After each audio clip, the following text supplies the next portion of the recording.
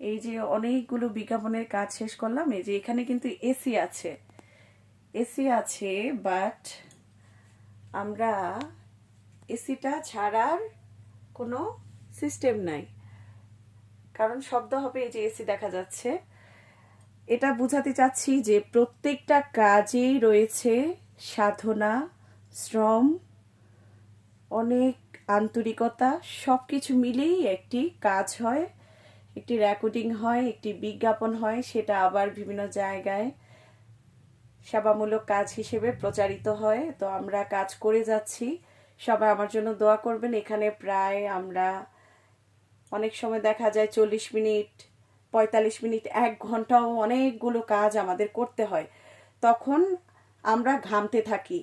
এখানে এসি থাকা সত্ত্বেও আমরা ফ্যান চালাতে পারি না, এসি দিতে পারি না, কিন্তু আমার কাছে কখনোই মনে হয় না যে অনেক গরম লাগছে।